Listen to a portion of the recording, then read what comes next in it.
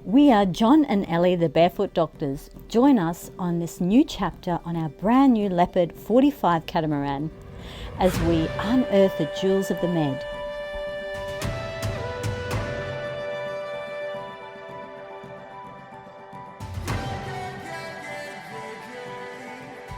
And the world.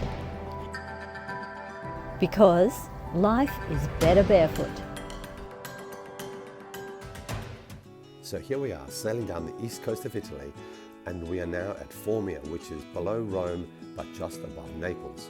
We chose this spot purely because of its access to a train and good supplies. Okay, so we've come into town to see what's open. We needed some bread and a few other items, and also suss out how far away the train station was, because we've got to drop crew off and pick up my sister in the next couple of days. And surprisingly, so many shops are closed. Everything's pretty much closed apart from a few little places, and when we've come back again, they've been closed. So pretty much we're heading south further and further sort of each week, and it's getting hotter and hotter, so it's sweltering hot right now.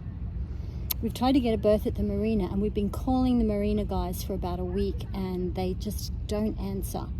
When we got in here, we called them on the VHF and finally got a hold of them, and they said it's completely full up for the next month, so there's no chance of us getting a berth. So it makes it really difficult when you're trying to plan your passage and your trip, and the marina that you want to go to, you know, you give 2-3 weeks in advance, sometimes a month, and they still won't answer. And the only time they answer is when you get close, even though we've used like Nellie apps and things like that.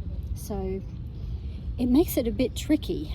We're going to try and speak to the captainary, because we believe that there is, well, we checked with some guys over here, that there is a free berth for about 24 hours. So ciao. So we're going to check to see if we can pull in here at least to just offload the crew and reprovision and get some fresh water, maybe do some laundry, even though we've got a washing machine on board, if we can use their water. And how do you go? They have no berths at the moment, they say, even though I can see 3 spaces or 4 spaces over there. But however, they said maybe tomorrow. I said, well, there's 3 boats leaving tomorrow morning, can we book them? And he said, no, you come and see to this office at 10 a.m. tomorrow, and we'll say yes or no. So that's how it is. That's it. Okay.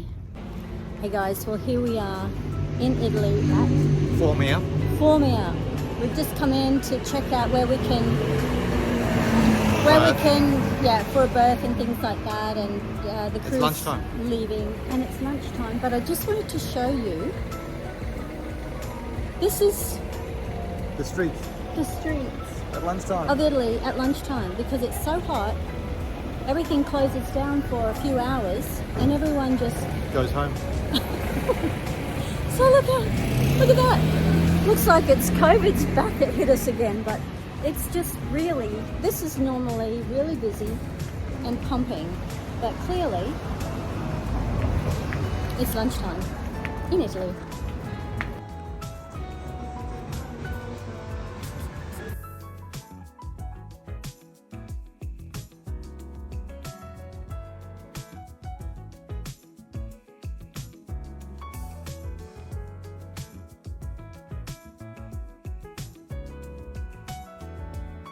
So we're on the hunt for a bakery because we're out of bread. I don't really want to have to make any, but it's supposed to be up here somewhere.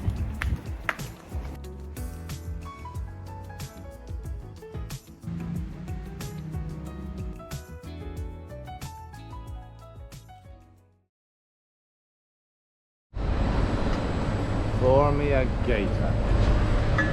And what are we doing here? Waiting for my sister.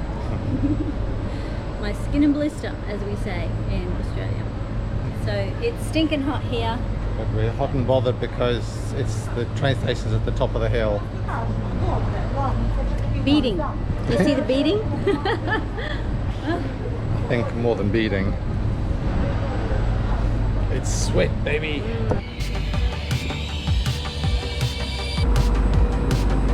Where is it? Is this the right train? One lost sister. What is this you have between your boogers? A crushed flower. We got it. Bonjour. Yeah. Ma cercavamo I documenti ma non li hanno? Passport?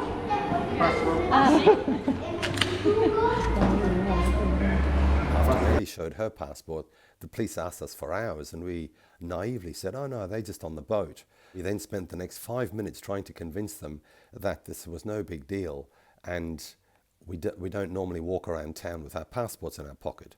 They realised we were Australian by seeing our driving licences. They were quite happy and let us through. So, and the fuss got you, hey? It's like, Daddy, hey! Wait a second, we got... Trying to tell them, passport? We don't need a passport.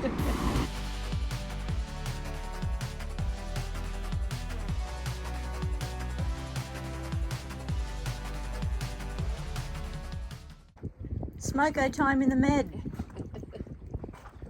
Tie because I felt I was drifting away from the boat and starting to panic. He wanted a little tie or a rope. Man overboard procedure. Do you want me to hold your tea or you want to put it... I'm managing. What do you call it? I'm like a chameleon. I can adapt to the situation. You can. So fires around. Hey, it's very smoky. Okay, so lesson in dropping the anchor, obviously the opposite of raising the anchor, but you usually do this first and then raising the anchor second. So if you look down here, you can see the chain is locked. So we've got to pull the anchor up a bit to release the lock. So push the up button, it frees that, and now we can go down. Just pushing. So we're in 5 meters of depth. We've got to let out about 10 meters or 7 meters before it hits the ground and starts to dig in. I'm going to get Elizabeth to reverse the engine so that the anchor, which will now just be probably sitting on the top of the mud, gets pulled back and it will dig in. So honey, can you reverse please? Yeah. So I've also just put the latch on so the force is taken on the body of the boat, not on the windlass. It's dragging.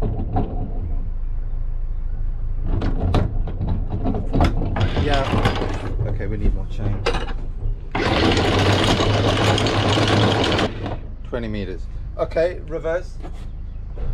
So now we've got quite a lot of chain out so that there's a lot of the chain, it'll be along the ground and the force of the boat reversing will be pulled along the bottom, not directly up high. That grinding and jumping means that the bottom here is stony and rocky, so the anchor's not biting in. So we're going to pull it up and go to where there's mud a little bit further out. 5 meters. 10 meters. We'll go to 20 and then stop. Oh, okay. Yeah, just go down a touch. Okay, reverse and lock it on, lock it in. We're now rotating the boat so the anchor sets in the direction of the prevailing winds, which usually in the afternoon it blows from over there. So with the bow's facing that way, the stern facing the beach, and we'll reverse in that direction. So the main setting is in the direction of the prevailing wind. So Elizabeth just rotated the boat. Is that the police? No. They've got flashing lights though. Oh. Different ones though, Yeah, different police. category. Okay, we need to just put it into gear at low revs first. If you put it into low revs first, then it goes back slowly and hopefully digs in. Okay. Once we think it's dug in, then we give a bit more revs to dig it in strong. Right. Can you ask it to reverse more strongly, please? Okay, so now when you look at the anchor in the water, it doesn't have a trail of water behind it, so it looks like it's holding nicely. The other way to check if you are if your anchor's holding, is you do a transit. So you put the boat into reverse with a fair amount of power, and then look at something in the distance and the position relative to something behind it. So now let's do this tree. This tree behind us there compared to the mountain behind, and it's not moving. Those two bits are steady. We've got the engine on about 1200 revs at the moment. I'm going to get Elizabeth just to put a bit more power in, so we dig in really strongly, so go up to about 15. Okay, and the tree and the mountain are still static, or not quite static, because there's a little bit of stretch on the chain. That's fine. We're actually anchoring now. We pull it up here, hook it on to the chain, and to stop it falling off as we go down, we've got to put a bit of tension on this. So we do that by grabbing it. Yeah.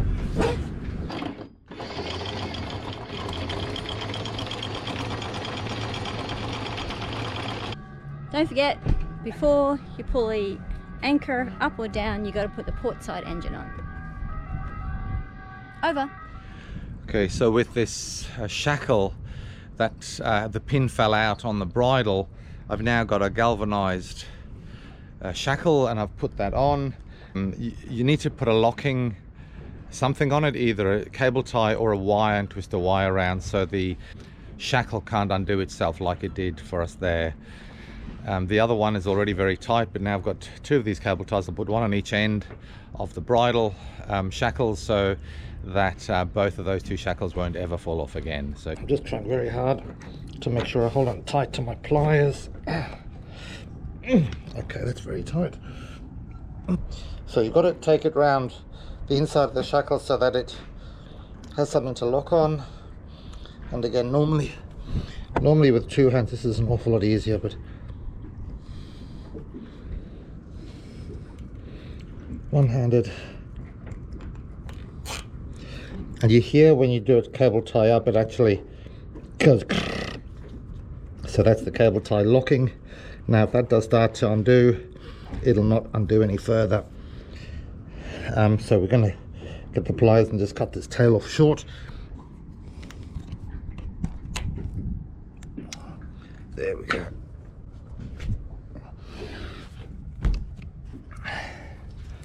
And here is the cable tie being held with my other fingers. Okay.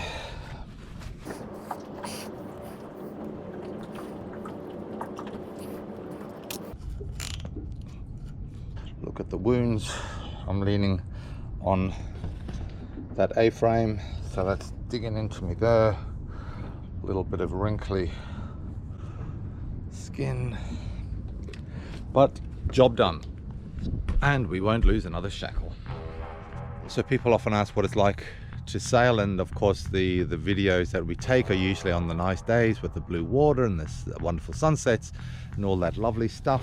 And what you don't get to see is the bad stuff, and this would be classed as the bad stuff. 3 o'clock in the morning, we are now having thunderstorms starting to roll over us. It was forecast, so we did know this was a possibility. Predominantly they have been over the land, which is that way, but they are forecast to come over the sea as well. And initially they were not over the top of us, but now it is a little bit over the top of us. We have flashing up in the sky. There's a thunderstorm, a lot of clouds over that way, which is west, and one has passed there to the south of us, but the majority of it is over the land that way to the north and to the east of us. So I've turned off all the electrics, I've closed all the hatches, I've brought in the laundry, I've taken things in that were in the back cockpit, I've taken the lounges in too, because if a storm does come over the top of us, the wind gets up all of a sudden, so be prepared for that. The anchor's well set, so we're not going to do anything different about that, but obviously I'll be staying awake. So it's just disturbing, it's worrying, you know, you have no control over where the lightning hits, if it's going to hit. I mean, it's low risk at the moment, but we've got 3 storms around us, and of course they're all moving, and one could come over the top of us, and things could change from relatively calm and safe to highly stressful and dangerous really within half an hour if a storm comes over the top of us. I'm still only seeing flashes in the sky. I'm not seeing bolts of lightning down to the sea, which is obviously reassuring still. But of course, I should be inside. I'm doing this just for you guys. Low risk though. Elizabeth's headed off to France to get our car, so that's why I'm here by myself. In fact, this is why she went to get the car, not me, so that if something had to be dealt with on the boat, it was me that was dealing with that, and she's dealing with a 9-hour drive. So we did make that specific call. Lovely.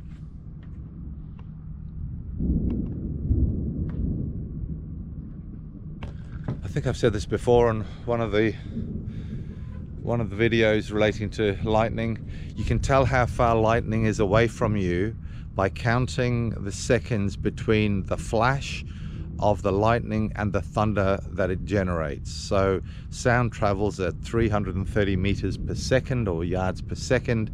So if you see a flash, you go 1 crocodile, 2 crocodile, 3 crocodile, 4 crocodile, 5 crocodile. It says 5 seconds. Okay guys, nice knowing you. We have low clouds near us and lightning over the top of that. I'm not taking the chance. So I'm not sure what my 3 o'clock in the morning hair looks like because I haven't checked. But it would be, I'm sure, what one would expect. So the joys of yachting. This is not part of it. This is the non-joys of yachting. So now I have to do anchor watch. And the other thing with the wind that comes from lightning storms or squalls that come from any direction, it's more likely to pull up your anchor because it'll go from one direction to another or change from where you were into the opposite direction. Of course, up comes your anchor. And then the rain starts. Wind comes up from exactly the opposite direction, and then the rain pummels down. I do have the hatches closed. I've also put on some wet weather gear, so I'm ready. I've got the torch out just in case I have to go outside and sort things out if there's something in the way or something blowing free. The wind's 25 knots at the moment. It has been up to 30 knots. Anchor's held so far. You can see us on the edge of the limit of the anchor alarm. Hopefully the rain will clean the boat, but hopefully that's the only thing that's going to happen tonight. We just have to wait. The other thing I did was bring in the cover for the aft cockpit table, not because it was causing a problem. It had those clips that are holding it in place, but again, if there's wind whipping through, it's going to flap like crazy, and I just didn't want that to be potentially flogging in the aft cockpit, so it's been brought inside. So outside we have nice clean things with nothing loose to be damaged. So the rain's getting heavier, which means we're getting deeper into the thunderstorm belt, which is not good.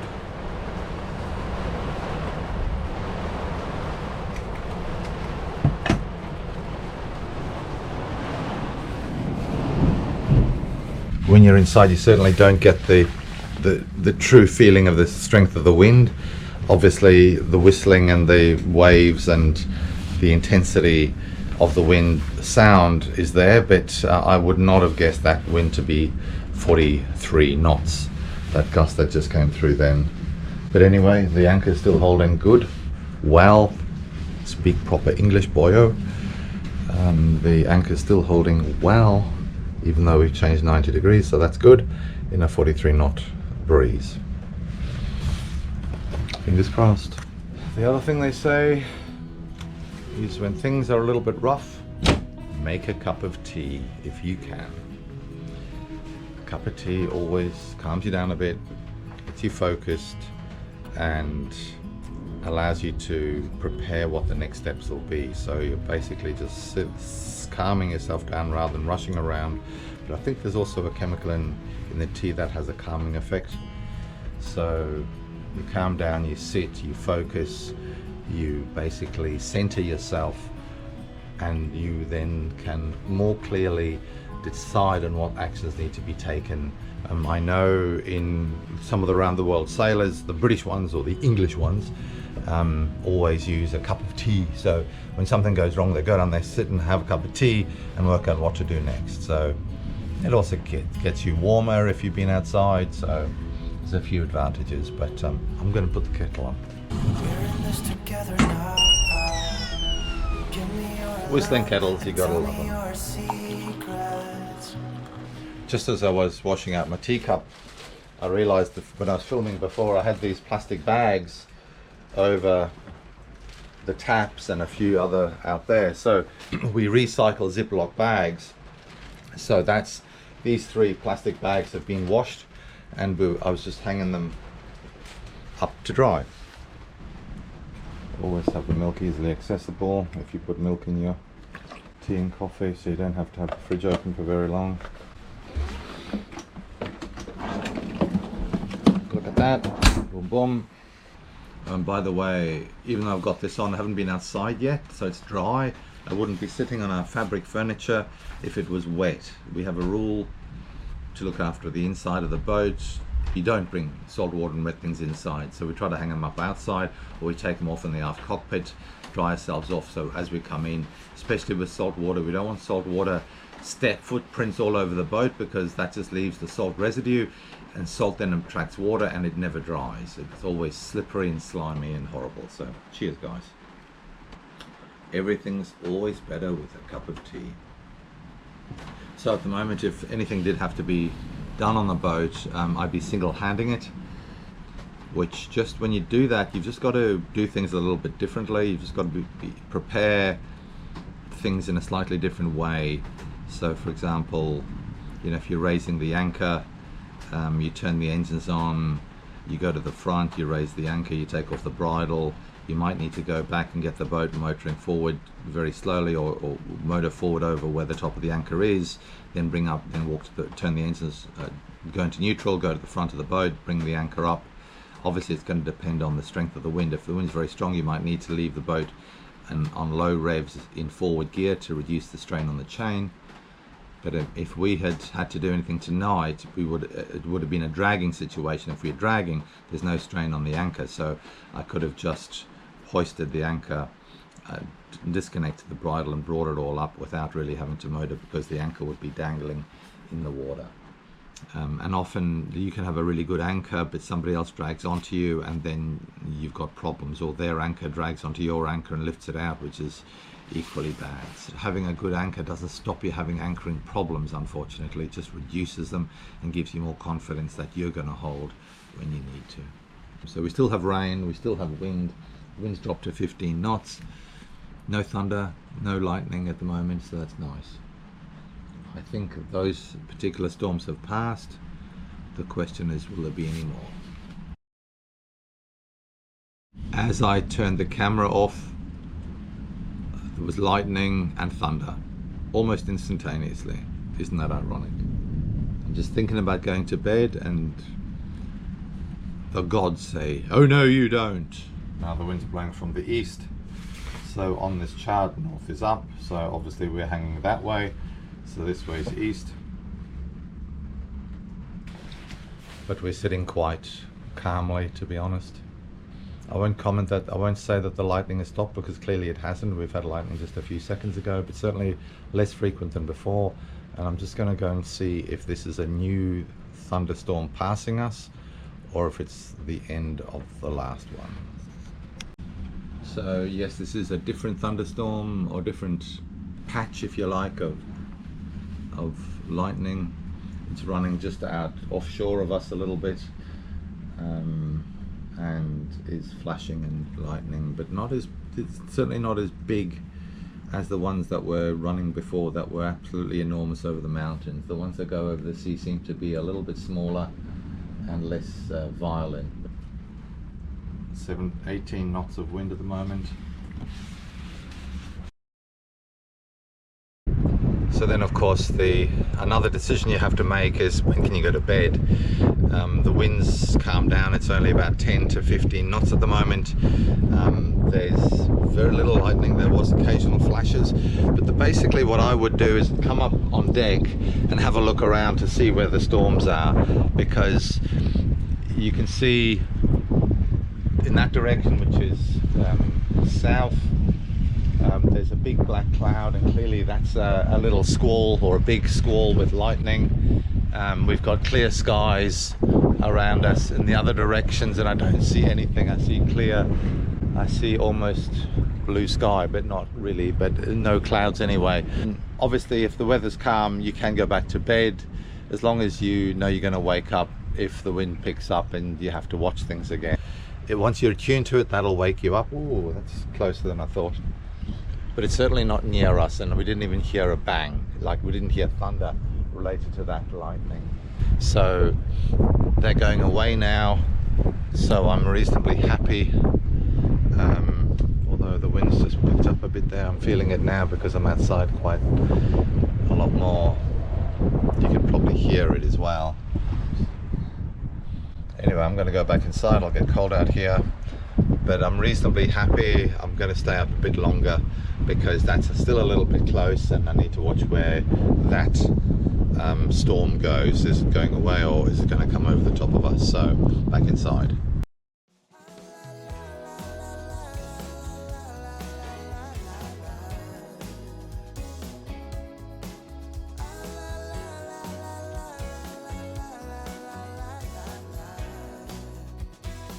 So thanks for watching, guys. We hope you've liked this video, and if you really have and you haven't subscribed yet, subscribe and then like and then tick the notification button so that you get notified when there's a new video out. So thanks very much, and we'd love to see you next time. It's been a long time since you've been around.